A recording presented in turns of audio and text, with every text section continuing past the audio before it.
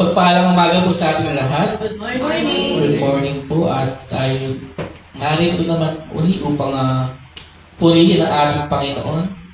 Salamatan siya at itaas ang kanyang pangalan sapagkat siya ang ating Diyos sa manilikha at ang ating tagapagligtas na siyang nagdala sa atin dito sa araw na ito upang purihin siya. Sabi niya, it is good to give thanks to the Lord, to sing praises to your name, O Most High. Purihin natin ang ating Panginoon. Ihanda natin ang ating mga puso at isipan sa pagsamba sa ating Diyos, sa pag-awit, sa panalangin, sa pagbibigay at sa pakikinig ng kanyang salita. Sa Diyos ang purihan at kaluwalhatian, tumayo po tayong lahat para sa ating call to worship and opening prayer. Buksan natin ating mga Biblia sa awit 1 o Psalms 1. Pinakaunang aklat. At ito pong sinasabi. Blessed is the man who walks not in the counsel of the wicked, nor stands in the way of sinners, nor sits in the seat of scoffers, but his delight is in the law of the Lord, and on his law he meditates day and night.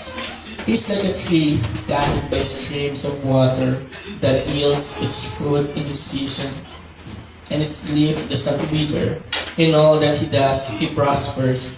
The wicked are not so, but are like chaff that the wind drives away. Therefore the wicked will not stand in the judgment, nor sinners in the congregation of the righteous. For the Lord knows the way of the righteous, but the way of the wicked will perish. Tayo po yung naman. Pumuli, aming Diyos amang salamat. Papurihan ka, pasalamatan ka, Panginoon, sa araw nito. Sa araw-araw, Panginoon. Sa inyong biyaya at nagkaalam niyo po sa amin. Sa inyong pag-ibig na siyang nag-iingat sa amin. Salamat, Panginoon, na kami ay naririto, Panginoon. Nakatayo sa inyong harapan upang purihin ka at itaas ang iyong pangalan. Dalangin namin, Panginoon, na tasin niyo ang sumasagabal sa amin sa pagsamba sa araw nito.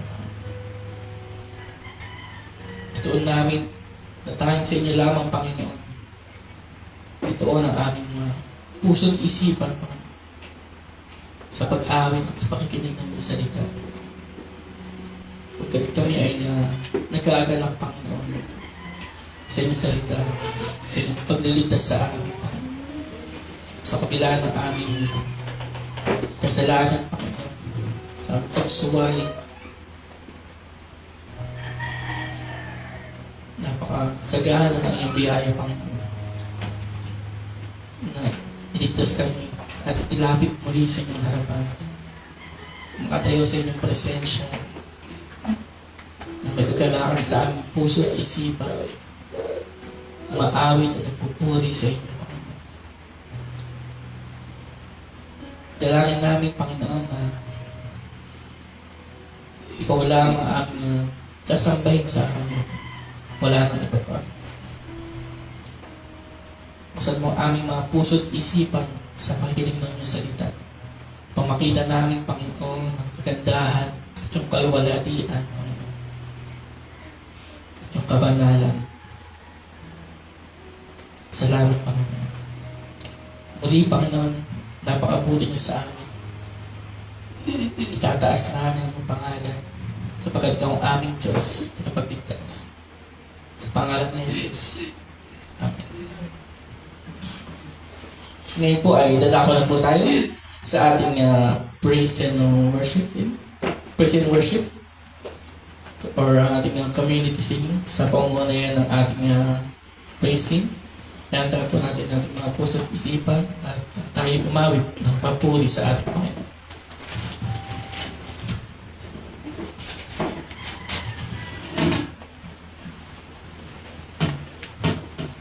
Good morning po sa ating lahat. Morning. Psalm 1 verses 1 to 6 says, Blessed is the man who walks not in the counsel of the wicked, nor stands in the way of sinners, nor sits in the seat of scoffers. But his delight is in the law of the Lord, and on his law he meditates day and night. He is like a tree planted by streams of water that yields its fruit in its season, and its leaf does not wither. In all that he does, he prospers.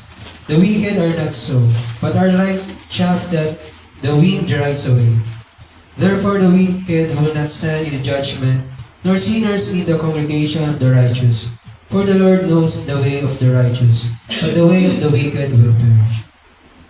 Pinapayag ng awit na ito ang kaibahan ng landas ng matuwid at ng masama. Binibigyang diin na ang tunay na kaligayahan ay nagmumula sa pagsunod sa mga turo ng Diyos at pag-iwas sa masamang impluensya. Batid din dito na ang mga nagagalak sa kautusan ng Diyos at sumusunod sa kanyang salita ay pagpapalain, habang ang mga sumusuway at masasama ay haharap sa paghukom at kapahamakan. Ganun pa man, ang Diyos ay mabagin, ang pagpatawad at walang kasinlawang ang kanyang awa at pagtingin.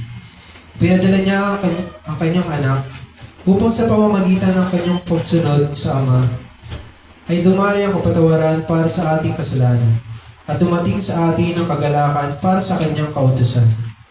Tunay ngang napakadakila ng Diyos at nararapat lamang na siya'y ating purihin at pasalamatan sa kanyang kabutihan.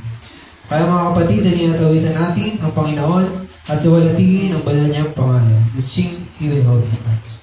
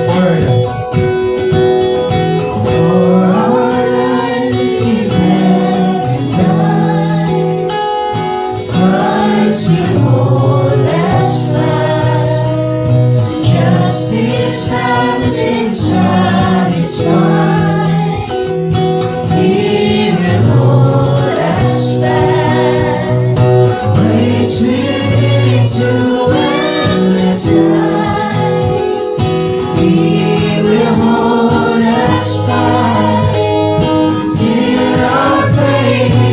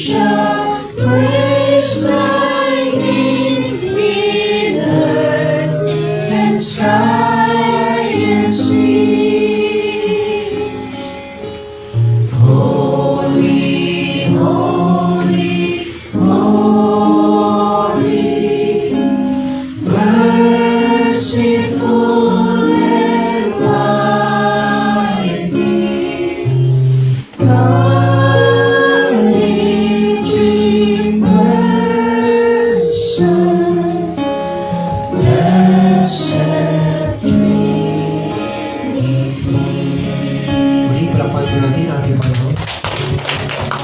May God be with you.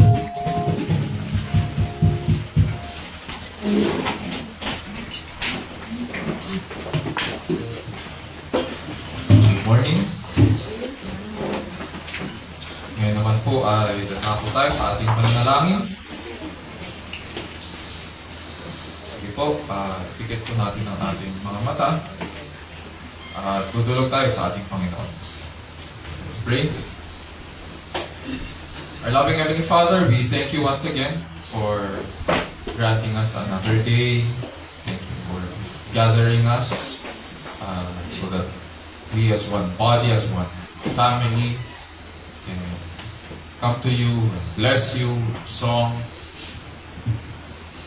and prayer, thanks in our hearts.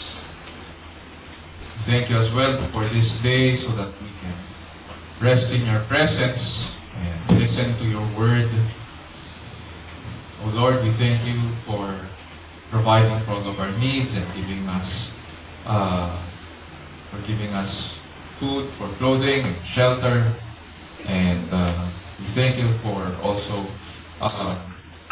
giving us jobs and responsibilities, and the gift of work, so that we can look forward to this day when we can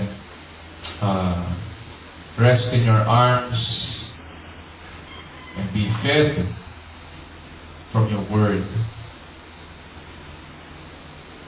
And so today, as we come into your presence, O Lord, we pray that you would strengthen us, that we can look forward to another week. Grant us courage and hope. Refresh us, O Lord, we pray, even as we approach your word. Today, O Lord, we also remember our country, the Philippines, at sa aming mga government officials, our leaders. We pray for them. We ask that you would grant them wisdom, and a sense of accountability sa kanilang mga responsibilities. We pray against corruption and abuse of authority, and ask, dear Lord, that you would guide them as they perform their duties with faithfulness and integrity. We pray, O Lord, that as you give them wisdom, may they be able to also dispose of their duties, yung mga responsibilities nila ng maayos, even as you continue to grant our brothers and sisters in government to preach and teach your word. We pray that the principles of your word would be seen in how they conduct their day-to-day responsibilities and functions. We pray, dear Lord, that the way they lead and in the way they also help our fellow citizens. We pray for success sa kanilang mga programs also in helping our people. At the same time, we pray, dear Lord, that may you continue to grant wisdom din sa kanilang pag-draft ng mga policies needed to push our country forward in the next few years. Dear Lord, we thank you that you have granted us this ministry so that as a church here in Marikina, we can, dear Lord, preach and teach the gospel, that we can make disciples just as you have called us to, and teach everything that you have commanded us to do. And so we pray, dear Lord, that we would do this, that we would be faithful, Panginoon, in the commission that you have granted your people to make disciples in the name of the Father, and of the Son, and of the Holy Spirit,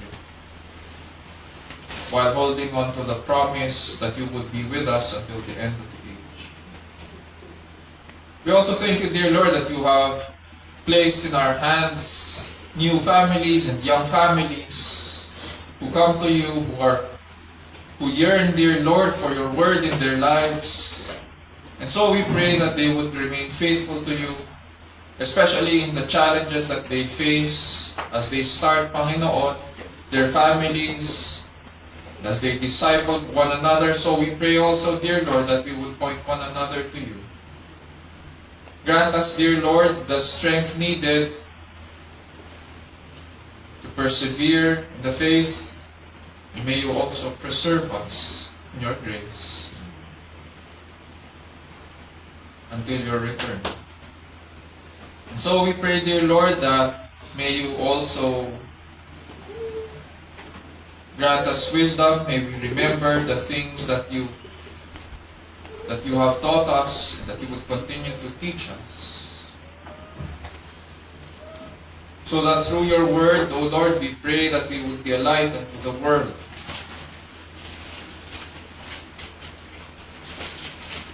Today, as we approach your word, we also ask, dear Lord, that may you grant us to be able to listen, O Lord, properly. Grant us yung physical health. Many of us, Panginoon, have come today, even though we are not feeling well. And so we ask, dear Lord, that you would extend your healing hands upon us. We pray for Ate Luz sa kanyang heart palpitations and pain in the knees dahil may nararamdaman po siya. We pray, dear Lord, that may you take away what needs to be taken away. And if there are medications that are prescribed para sa kanya, we ask, dear Lord, that she would respond to this. We also pray, dear Lord, for Elias, and na mag-respond rin siya sa medications that he's being given sa kanyang ubot-sipon. And for those of us, dear Lord, na merong nararamdaman sa leeg, sa batok, we pray, O Lord, that you would also take away the pain, and if there's kung kailangan namin, dear Lord, na magkaroon ng lifestyle change, and may we be able, dear Lord, as well, to follow through. We pray for Mami, for Ate Rose, sa kanilang nararamdaman ngayon, and we ask, dear Lord, for relief, Panginoon, from this. If medication is needed, then we ask, dear Lord, that may you also provide for us. Dear Lord, we also pray for those of us who will be traveling this coming week. We ask for your protection and traveling mercies to be upon them. We pray for Ate Leia sa kanyang pagpunta sa Shenzhen, China. And we pray, dear Lord, that you would watch over her, and even as we bless her sa kanyang trip, so we look forward, dear Lord, to her safe return also. May you grant us our prayers on this. We also ask, dear Lord, that you would continue to bless our families, not only physically, but also spiritually. To the heads of the families, we pray, dear Lord, that you would grant them, Panginoon, to be able to provide not only physically sa mga needs ng families namin, but may you also equip them so that they would be providers spiritually sa aming mga families, sa mga children and to their spouses. May we be able, dear Lord, to disciple one another to you, and granting, dear Lord, as we continue in this, we pray that we would grow in the faith, and that we would glorify you, dear Lord, in this ministry that you have given us. Even now, dear Lord, we continue to hold in our hearts this ministry that you have given us, understanding that our family is our first ministry, so we ask that we would be faithful in this until you return. Dear Lord, as we approach your word today, we pray that you would open the eyes of our heart. May you open our ears also, so that we would hear your call. And as we bless you in the listening of your word, we pray that may you speak to our minds and hearts, and may you change us, and we would be changed. And this we pray in Jesus' name, our Lord and Savior. Amen. Amen.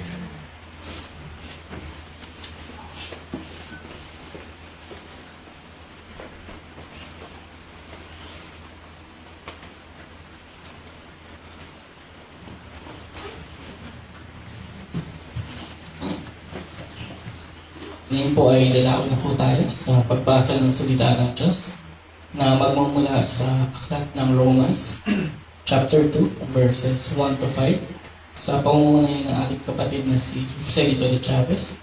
Tumayo po tayo lahat bilang paggalang sa salita ng Diyos.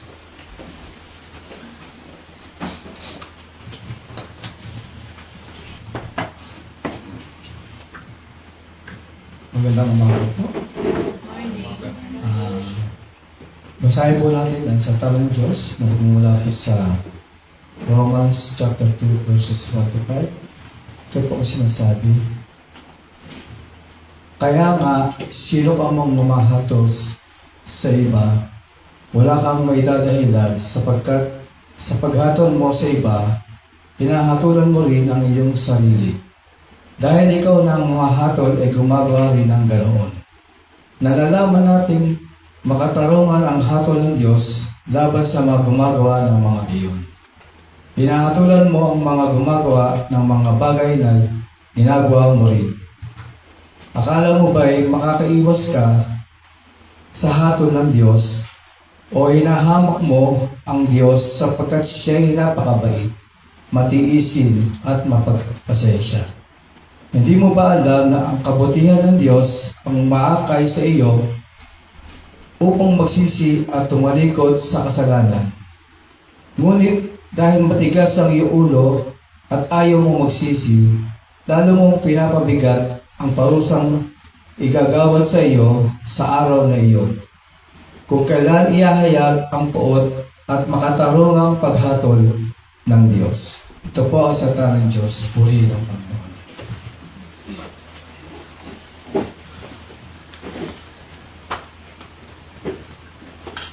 Muli, ang salita po ng Diyos ay katotohanan at ito'y kanyang pinasihan. Nagtuturo ito ng katotohanan po sa ating Diyos.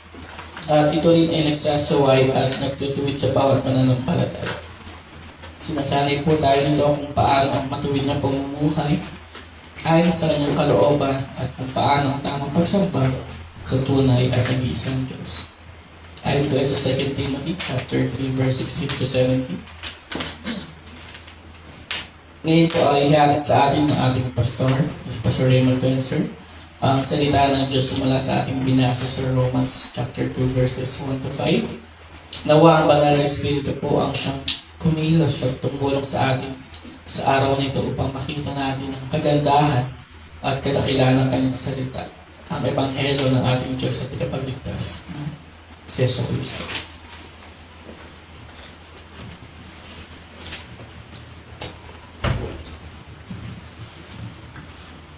Morning. Morning. Maaga-aga tayo ngayon. So, this time naman po, hayaan niyo pong basahin ko po ang passage natin sa English. Kanina binasa sa Tagalog. So, buksan natin ang ating mga Bibles sa Romans chapter 2.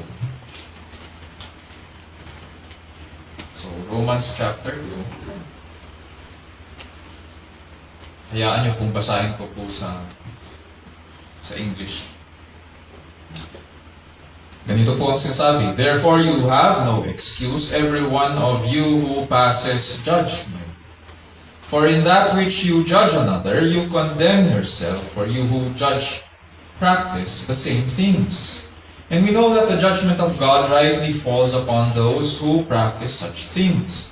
But do you suppose this, O man, when you pass judgment on those who practice such things, and do the same yourself, that you will escape the judgment of God? Or do you think lightly of the riches of His kindness and tolerance and patience, not knowing that the kindness of God leads you to repentance?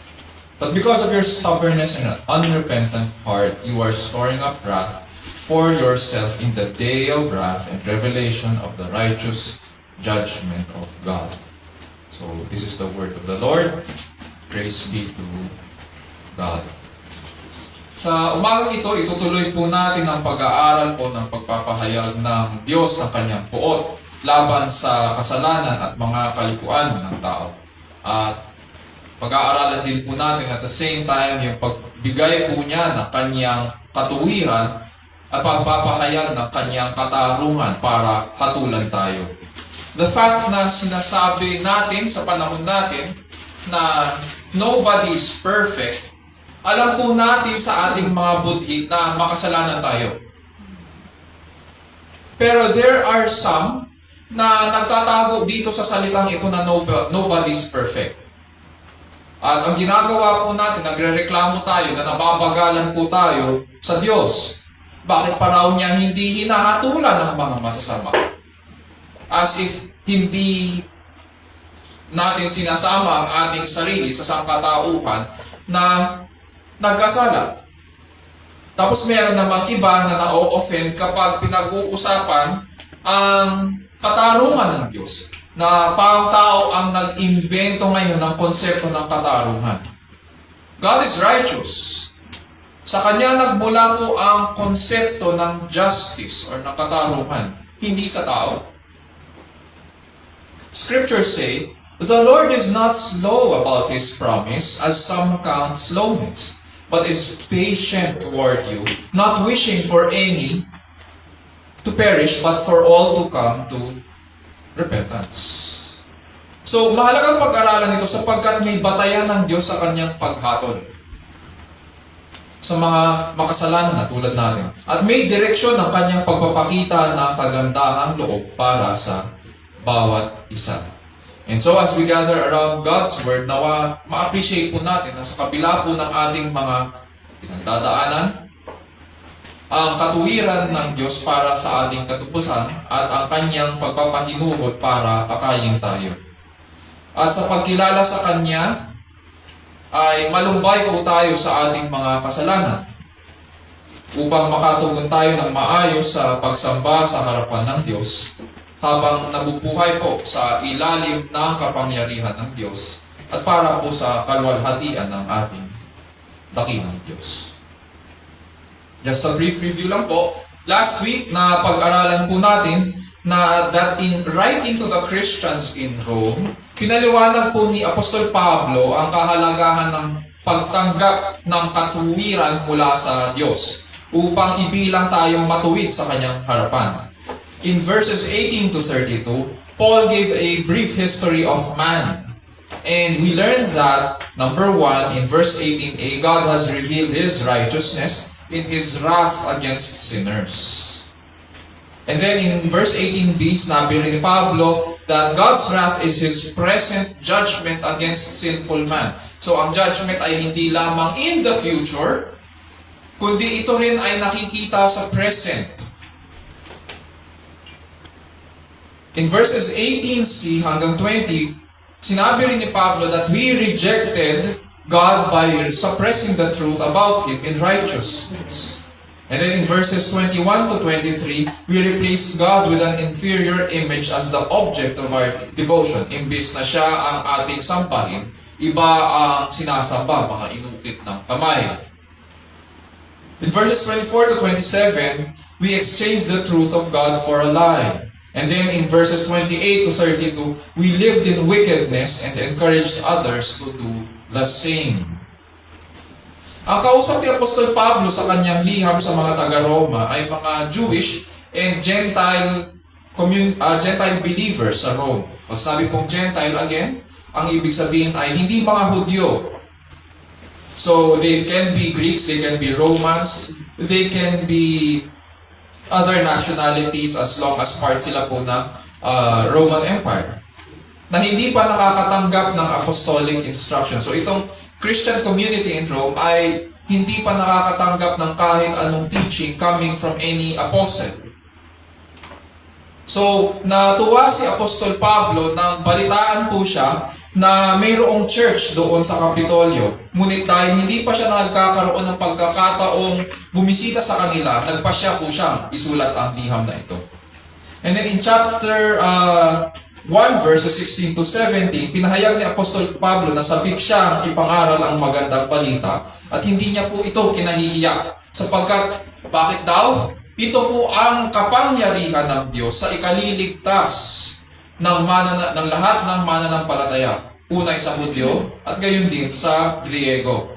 At dito sa magandang balita, pinahayag ng Diyos ang kanyang katuwiran. It is only by this righteousness from God a righteousness that is outside of us, or sabi ng mga theologians, a righteousness that is alien to us, that man will have a right standing before Him. Kung tutusin, pag tinignan natin ngayon itong outline ng Romans, we can expect na Paul will take 3 chapters, ganun kahaba, yung discussion niya o pag-aaral niya o yung paliwanag niya ukol sa katayuan ng tao sa harapan ng Diyos at pag-discuss niya ng kasalanan.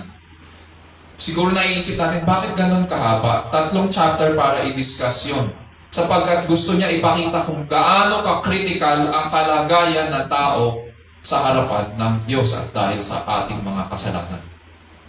And in our passage today, we need to ask now.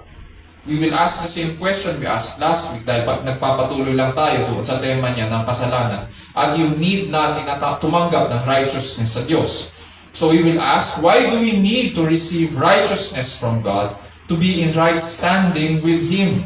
Why do we need to receive righteousness from God to be in right standing with Him? Tapos may isang question lang sa mga nagsusulat.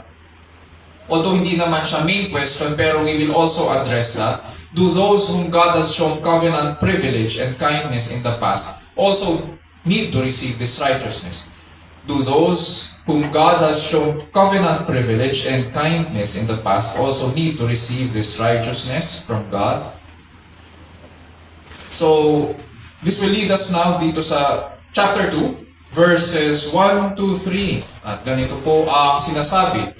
Verses 1 to 3 ng chapter 2, therefore you have no excuse, every one of you who passes judgment.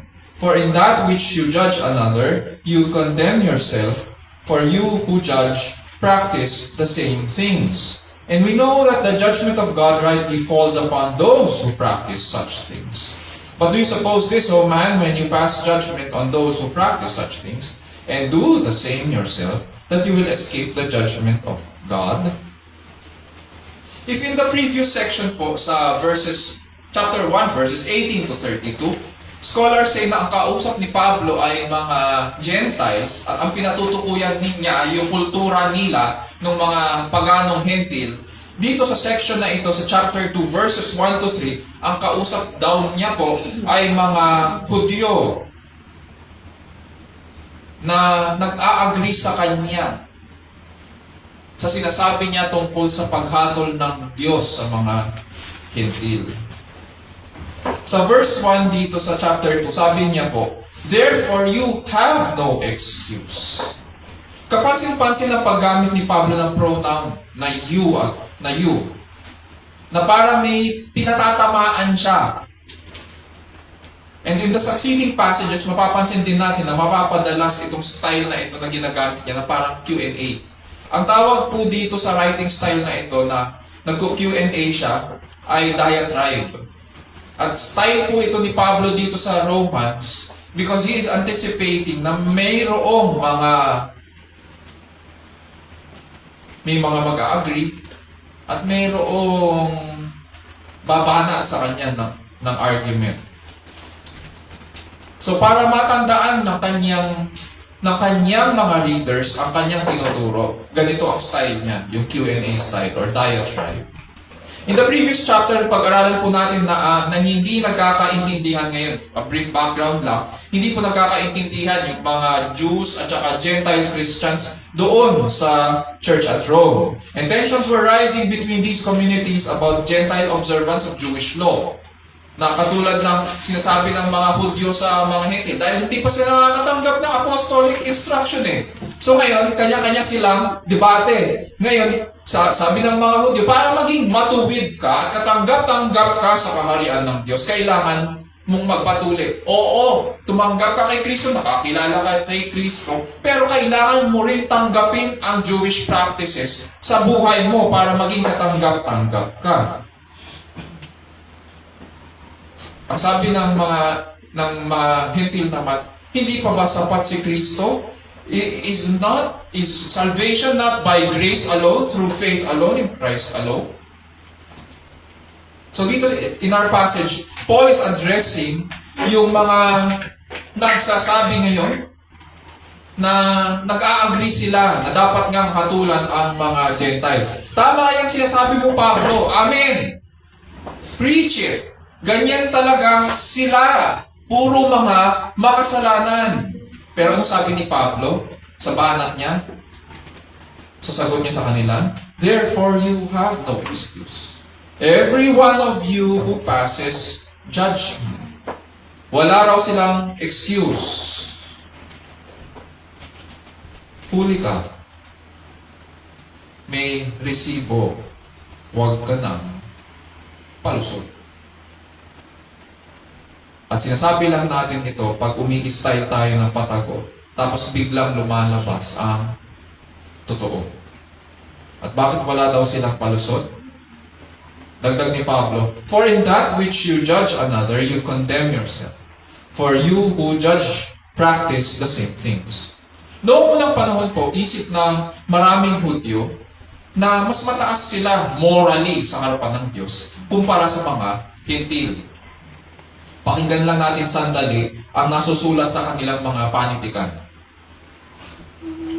Ganito po ang sinasabi. At ganito rin ang attitude ng marami sa mga Hudyo, especially sa mga teachers noong panahon nila.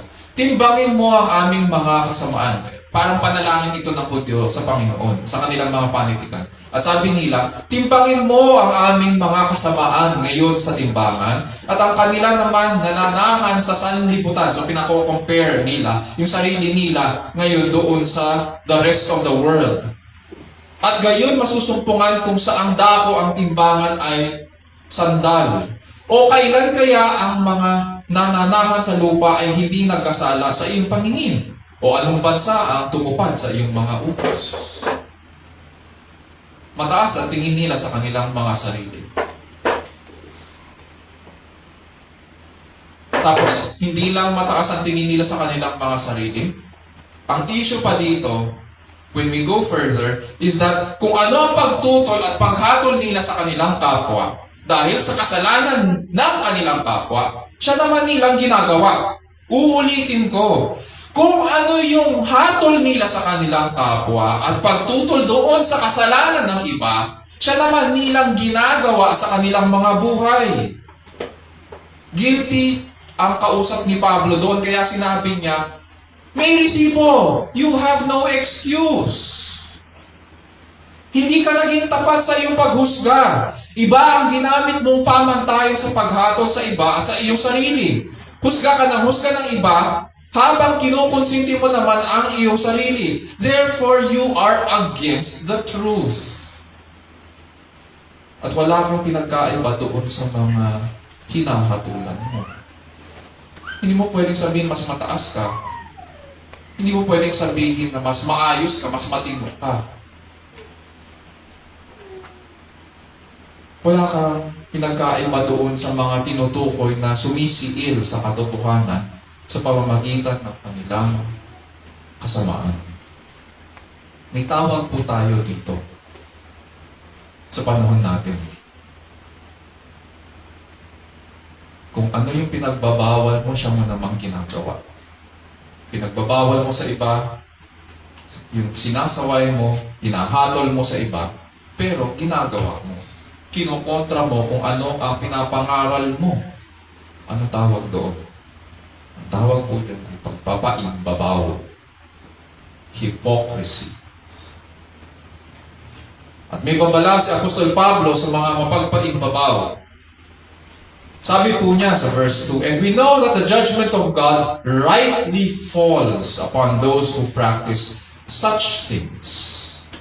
Mga kapatid at kaibigan, kapag Diyos po ang humatol, hindi siya tulad natin na nakabase sa mga panlabas lang na anyo. Lagtad sa kanyang harapan, hindi lamang yung ating mga gawa, pati rin ang laman ng ating mga puso na hindi kita ng ating kapwa. Yung laman ng ating isipan, yung tumatakbo sa ating isipan, pati yung commitments ng ating mga puso, kitang-kita ng Diyos. At wala po tayong maitatago sa Kanya. Meron po bang hindi sumasang-ayon dito? Na dahil siya ay Diyos at ang hatol niya ay laging tama, Dahil siya ay tuwid, hindi siya mali, at hindi po siya nagkakamali sa kanyang hatol. Agree tayo lahat. Therefore, dahil agree tayo na tama ang hatol ng Diyos, ang ganitong attitude ay walang takas sa hatol ng Diyos. So why do we need to receive righteousness from God to be in right standing with Him? Dito sa verses 1 to 3, makikita natin, we sinfully practice what we condemn. We sinfully practice what we condemn.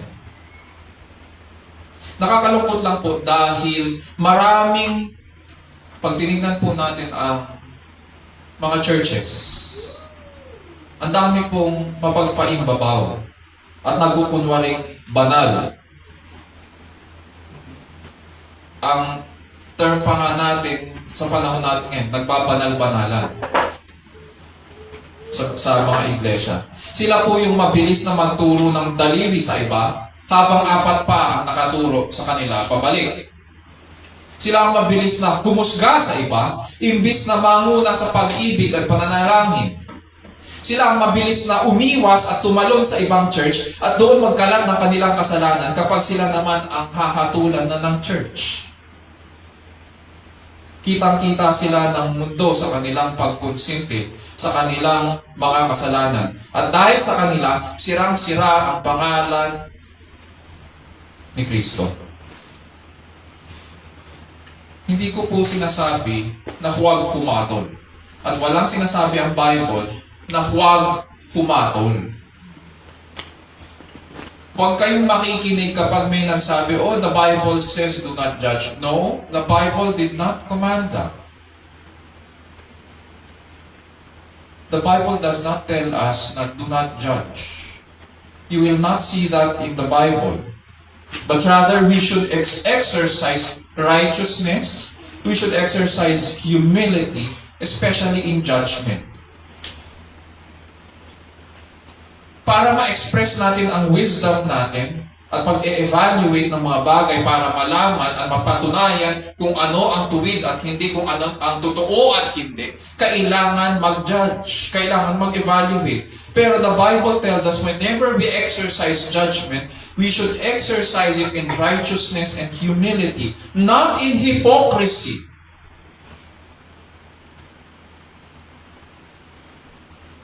Ang tendency ng ating kultura kapag nakarinig ngayon ng ganito, ay sasandal sila sa isa sa dalawang extremes. Mayroong ilan na dahil ayaw nilang matatawag silang judger at mahalukay ang kanilang mga kalansay, pikit bulag ngayon sila sa kasalanan ng iba. Kukonsintihin nila ang kasalanan at kasamaan ng iba para konsintihin din sila. At ano ang dahilan ng ating kultura? Hayaan mo siya, malaki na siya eh. Cannot be. Pinakita sa atin ng Panginoon kung ano yung maling ginagawa. At may access tayo doon sa taong yun. Then kailangan natin kausapin yung taong yun. Binigyan tayo ng karunungan ng Diyos. Pinakita niya sa atin yung mali. Therefore, tayo ang dapat na tatawag ng pansin ng taong yun. Ministry natin yun. Pangalawa, yung second extreme. Mayroong iba naman na nagtatago sa generalizations. Ang script nila ay ganito, lahat naman tayo nagkakamali eh. Wala naman taong perpekto. Pero sa totoo, ang intention nila ay hindi sana mapansin ang kanilang kamalian at kabuktutan. Kaya nila sinasabi yun. Diba? Bawal lang, meron sa social media, pinag-uusapan ang pagkakamali nitong vlogger na ito. Dahil masyadong hindi nagpatawad doon sa isang coffee shop. Di ba? Sabi, dahil masyadong mabulaklak yung kanyang bibig at kung anong pinagsasabi, binanatan siya ngayon ng mga netizen. Tapos sabi ng isang netizen, nobody's perfect naman eh. Ginagamit natin dahilan yun.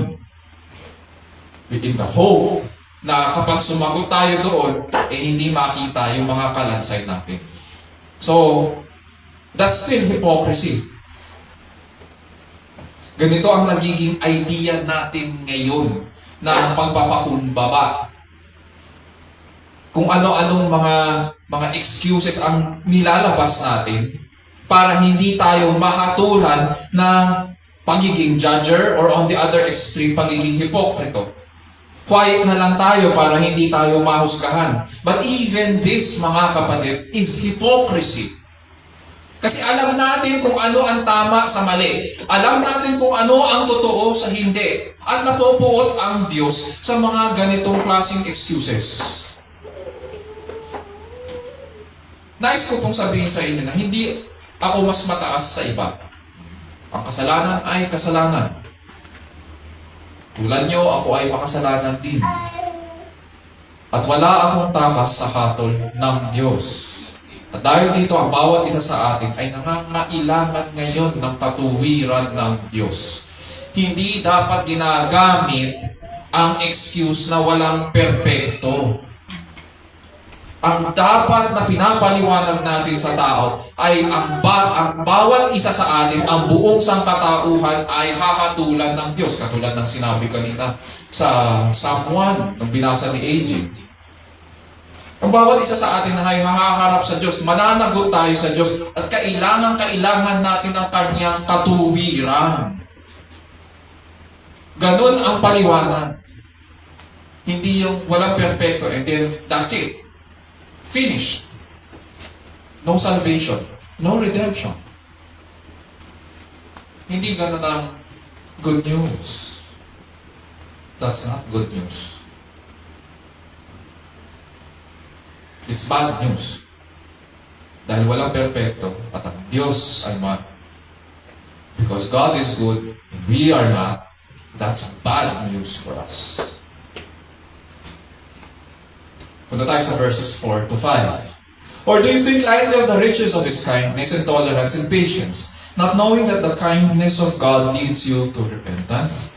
But because of your stubbornness and unrepentant heart, you are storing up wrath for yourself in the day of wrath and revelation of the righteous judgment of God.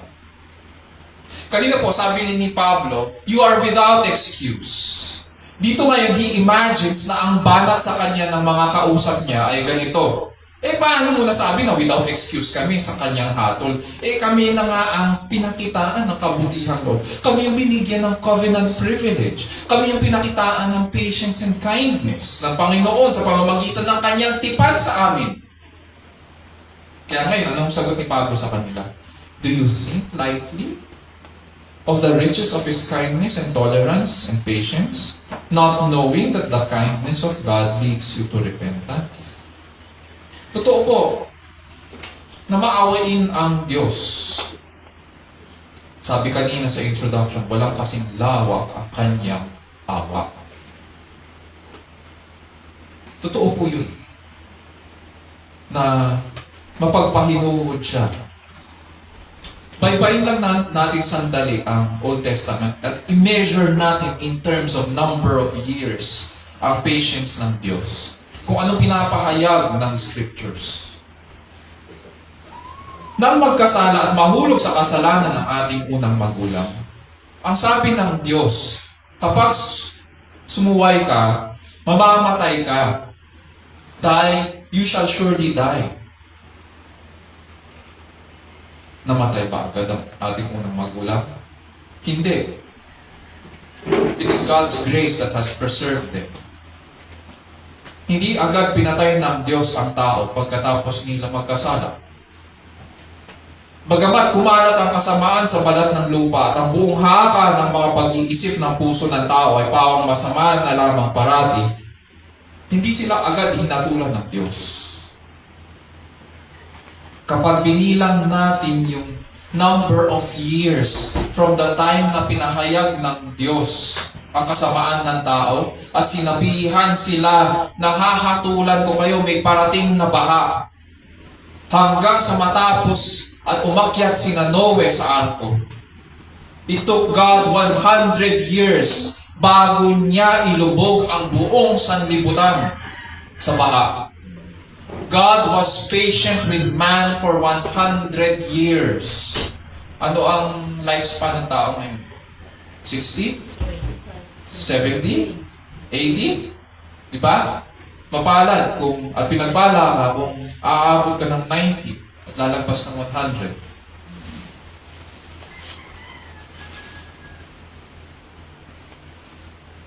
Nang tawagin ng Diyos ang Israel mula sa Ehipto, kahit ilang beses nila siyang sumbatan at sinira ang kanyang kautusan, hanggang sa makapasok po sila sa lupang pangako at tinanggihan siya na maging kanilang hari, hindi sila agad nilipol ng Diyos. Kahit nakapasok na sila at nakuha na nila yung pinangako ng Diyos na lupain at yung mana sa Kanya, at nagtayo pa sila ng mga Diyos-Diyosa, hindi sila agad nilipol ng Diyos. God was patient with Israel for 720 years bago niya pinadala ang Assyria at Babylonia para salakayin sila at itapon doon. 720 years. 100 years. Hanggang ngayon.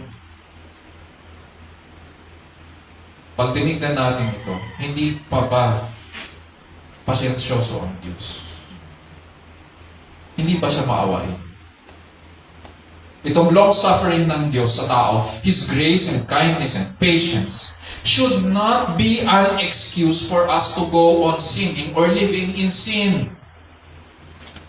Uulitin ko, His grace, His kindness, His patience should not be an excuse for us to go on sinning or for us to justify living in sin. Na parang walang Diyos na nakakakita sa atin. Sabi nga ng mga aawit sa Psalm 33 verse 5 at saka 52 verse 1. He loves righteousness and justice. The earth is full of the loving kindness of the Lord. At sa Psalm 52 verse 1 sabi niya po, why do you boast in evil, O mighty man? The loving kindness of God endures all day long. Pero that's just what the Jewish teachers have been doing all day long. They've been boasting in their evil. Nakalimutan nila na may direksyon po ang kabutihan ng Diyos. Na ang kanyang pagtitiis, ang kanyang pagpapahinuhod ay may direksyon, may layunin. The kindness of God, the patience of God in not bringing immediate punishment should lead us all to repentance. Dahil ang nais ng Diyos ay akayin tayo sa pagsisisi. Kasi kung tuluyan nating hahamakin ang kabutihang loob ng Diyos, kung patuloy nating babaliwalain ang kanyang pagtitiis sa atin, sabi ni Pablo, lalo lang natin pinabibigat ang parusang ipapataw sa atin sa dakilang araw na yun. Lalo lang natin pinabibigat. Nag-iipon lang tayo ng kasalanan para sa araw ng kahatulan. Verse 5, sabi niya, because of your stubbornness and unrepentant heart, you are storing up wrath for yourself. At kung patuloy natin gagawin ito, mananagot tayo dahil alam natin ang totoo eh. Hindi natin pwedeng idahilan sa Diyos na, ay, hindi ko alam eh. Hindi ko narinig eh. Nandun ka nung marinig mo ang scriptures. When He spoke, when He preached to you the scriptures. At kung patuloy natin gagawin ito, mananagot tayo. And eventually, mauubusan na tayo ng oras at panahon para magsisi. Wala tayong, sa araw na yun, wala nang pagsisisi, wala nang hindi rin natin pwedeng sisihin ng Diyos. At wala tayong dapat ibang sisihin, kundi ang ating mga sarili sa araw na yun. And so why do we need to receive righteousness from God? To be in right standing with Him? Kanina sa verses 1 to 3, we sin because we sinfully practice what we condemn. Dito sa verses 3 to 5, dito dito natin sinasagot yung sub-question kanina tungkol doon sa mga tumanggap ng covenant promises ng Diyos in the past. It does not follow them. Even those whom God has shown covenant privilege have despised His kindness. Even they have sinned. Even they have rejected His grace. So kahit ikaw ay Hudyo at sa inyo unang binigay ang salita ng Diyos at kayo yung unang pinakitaan ng kanyang kabutihang loob, nanganganib ka pa rin sa kahatulan dahil tinanggihan mo ito. Mga kapatid at kaibigan, in His grace toward us, pinahayag ng Diyos na mayroong ibang tumanggap ng parusa na dapat para sa atin. Tinuring siyang makasalanan. Although hindi siya nagkasala.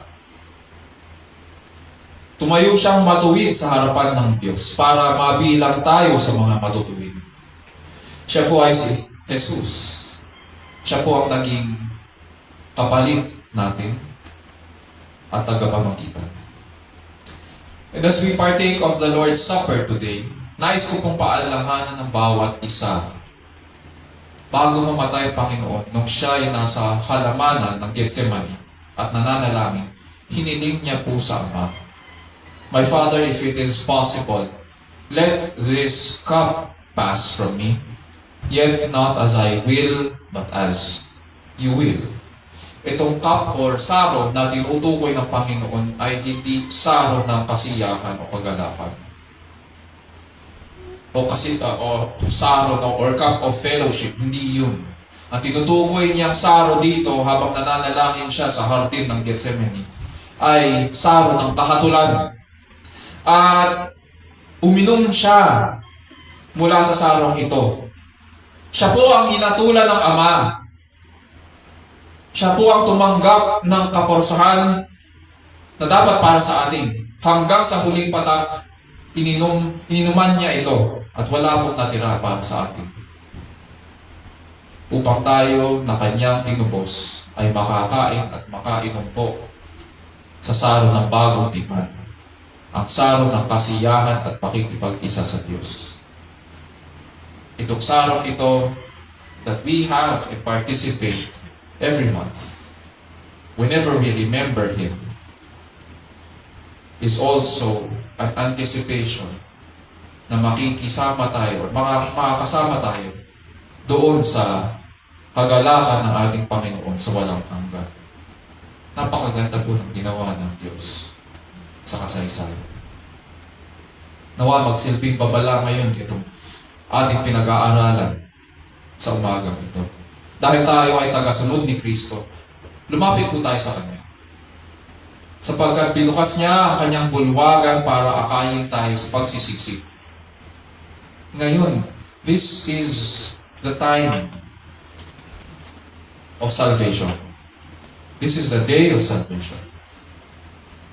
Sabihin natin na kailangan natin ng kanyang katuwiran. Sapagkat wala tayong maaasahan sa ating mga gawa. Hindi natin kayang iligtas ang ating mga sarili. Siya at siya lamang.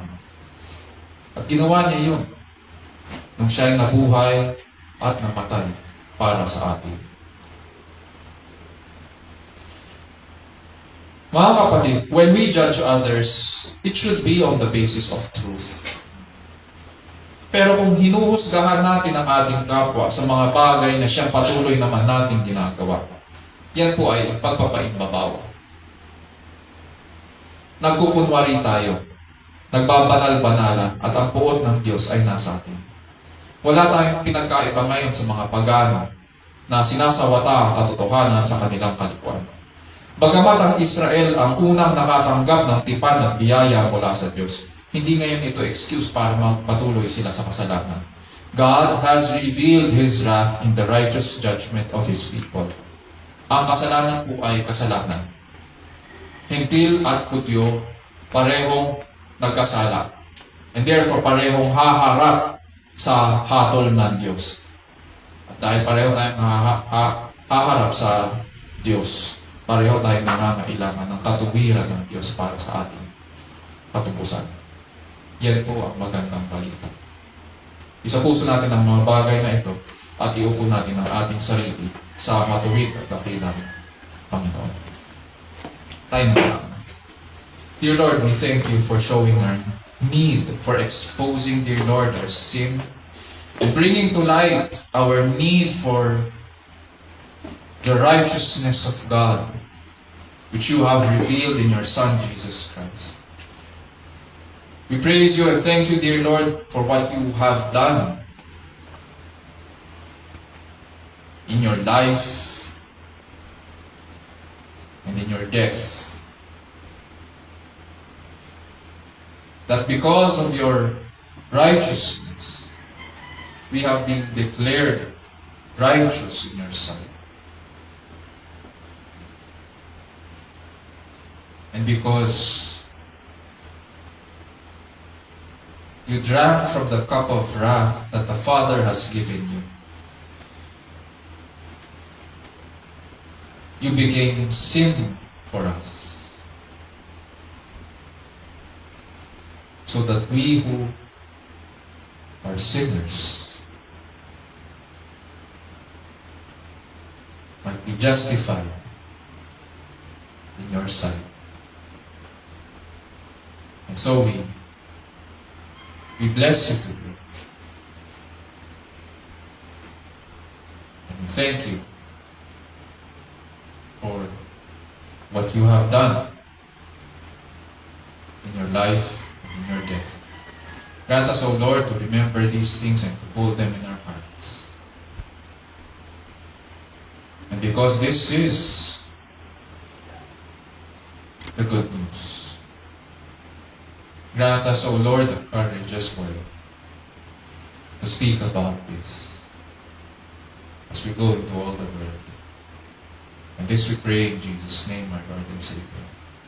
And all of God's people would say, Amen. Amen. Ngayon naman po ay dadako tayo sa ating banal na hapunan.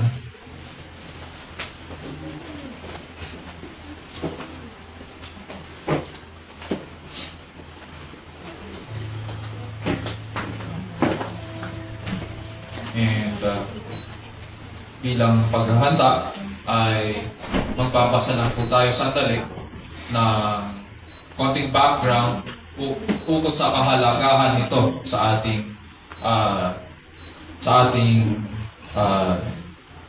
kahalagahan nito sa church life at saka sa Christian life ng bawat isa. After which, bibigyan ko ng oras ang bawat isa na lumapit sa Panginoon. And then, tatawagin po natin si Brother Ronel at si Kuya Owe para tulungan tayo sa pag-distribute ng mga elements.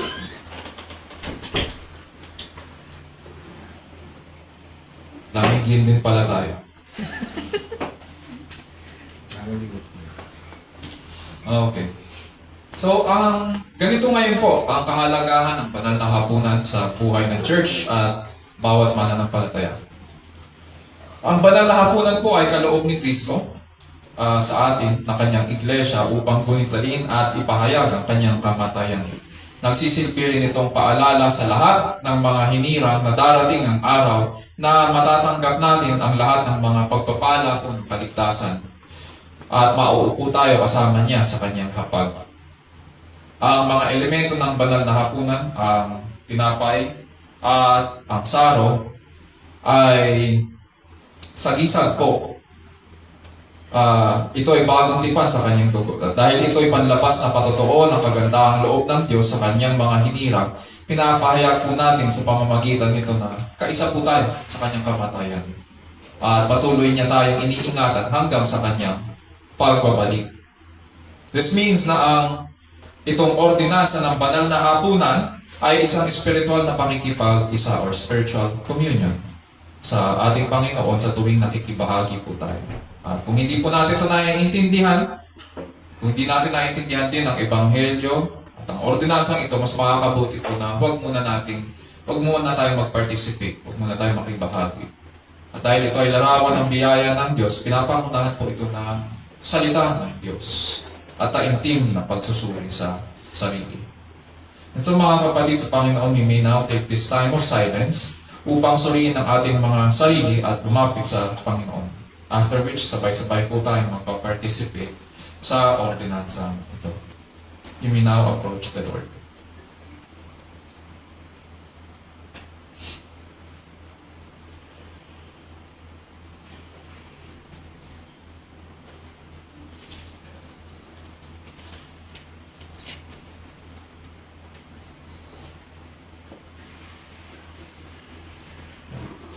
Lord, we thank you for your word, even as it instructs us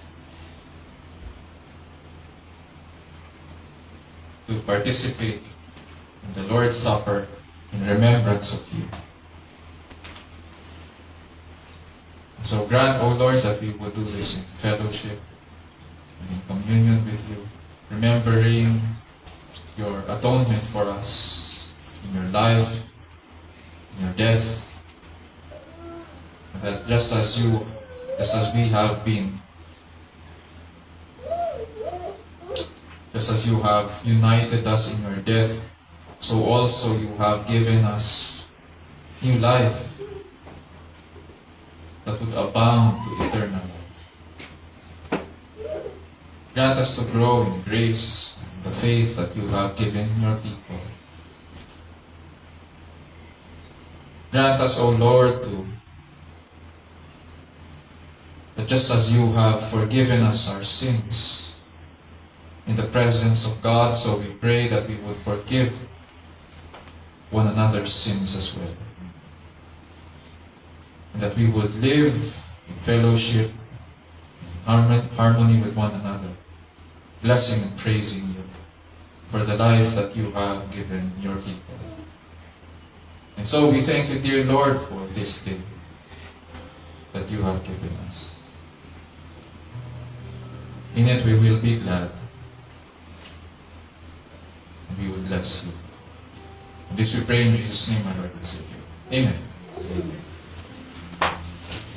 So, tawagin po natin si Kuya Ronel at si Kuya Owen para sa distribution po ng ating elements. Tumayo po tayong lahat. Taas natin ang tinapay. For I received from the Lord that which I also delivered to you, that the Lord Jesus, in the night in which he was betrayed, took bread. And when he had given thanks, he broke it and said, "This is my body which is for you.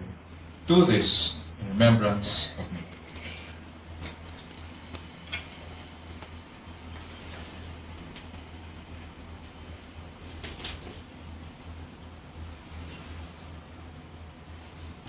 Itaas po natin ang sarong. In the same way, he took the cup also after supper, saying, "This cup is the new covenant in my blood. Do this as often as you drink it in remembrance of me." For as often as you eat this bread and drink the cup, you proclaim the Lord's death until he comes. Let's pray. O Lord, we thank you that through this ministry, through the Lord's Supper, we are able to proclaim your death as a church, as your people, to all the world until you come. Grant us, O Lord, to continue in this, to be faithful, dear Lord, to this ministry that you have placed in our lives. This we pray in Jesus' name, our Lord and Savior. Amen. Amen.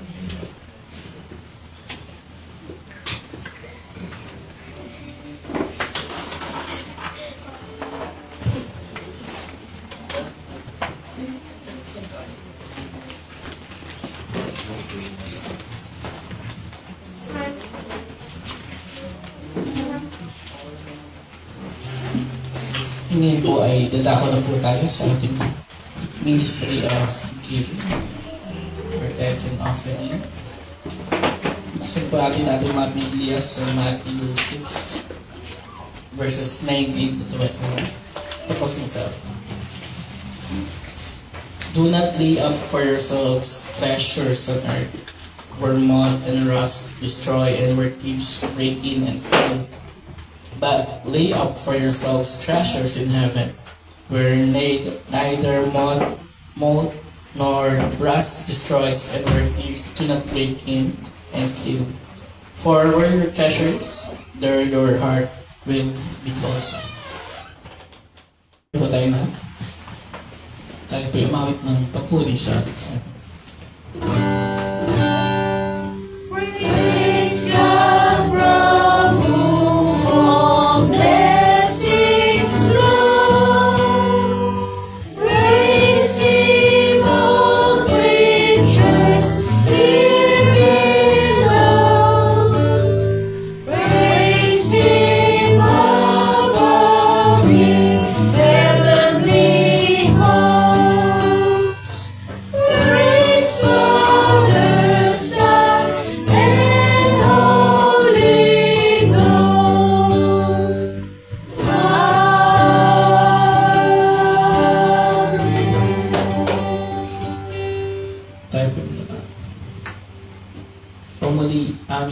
sa mga nasa langit.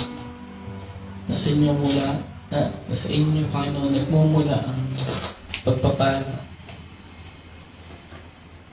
Salamat, Panginoon, dahil sa inyong salita, Panginoon, na aming napakinggan sa araw ngayon. Siyang napakita sa amin ng kabutihan, ng araw at ng biyaya at ng habag, Panginoon. Na pagkabat may makasalanan, Panginoon, kaya handang magpatawad, Panginoon. Napakahaba, Panginoon, ang pasensya sa amin, Panginoon. Na hindi kami karapat-dapat, Panginoon, sa inyong biyaya, sa inyong pagmamahal, Panginoon. Ngunit ikaw ang aming Diyos na dakila, mahabagin, na aming Diyos na napakabuti. Sa kabila nito, Panginoon, ay kami inyong pinatawag, Panginoon. Kami inyong iniligtas sa pamamagitan ng anak na sa Yesu Cristo, na siyang nagbayad ng aming kasalanan, siyang namatay, yung may binuhay, Panginoon. Siyang nagbigay sa amin ng katuwiran, Panginoon, sa inyong harapan. Kami ay makatayo, Panginoon, sa inyong presensya. Nilingkod, nagpupuri at nagpapasalamat sa inyo. Napakagandang biyaya na pinagkalam niyo po sa amin, Panginoon. So, napakagandang kagandang loob, Panginoon, na pinakita niyo sa amin. Dalangin namin, Panginoon, na siya patuloy na mag-ingat sa amin, Panginoon, na siya patuloy na magbago sa amin, Panginoon. Maging ayon sa larawan at bangis ng Panginoong Jesucristo. At kami maging handa, Panginoon, sa kanyang maling pagpapalit, sa kanyang paghatol, Panginoon, sapagkat siya ang aming banal na hukom at siya'y matuwid sa kanyang ginagawa. Dalangin namin na kayo ang siyang patuloy na mag-ingat sa amin, Panginoon, at mabigay katuwiran at kabanalan sa inyong harapan upang makasama ka sa buhay na walang hanggan. Nagpupuri at papasalamat sa inyo. Wala na iba. Muli, Panginoon, dalangin namin na sa aming pagbibigay sa araw na ito, nawa magamit namin ito hindi lang sa pangangailangan ng iglesia, sa pagtulong sa aming mga kapwa, o higit sa lahat magamit namin ito sa papalaganap ng inyong salita, ng inyong kagandang loob, ng inyong ebanghelyo, Panginoon. Ang ebanghelyo ng Panginoon sa Kristo. Sa gayon, Panginoon, ang mga tupa na wala pa sa inyong kawat ay lumapit, Panginoon. Lumapit sa inyong kaharian, yung sambahayan, may kagalakan at pasasalamat sa mga puso at isipan dahil sa inyong ginawa. Muli, Panginoon, ito po ang aming dalangin sa pangalan ni Jesus, aming Diyos at Tagapagligtas. Amen. Manatili po tayo mga tayo para po sa ating closing and benediction.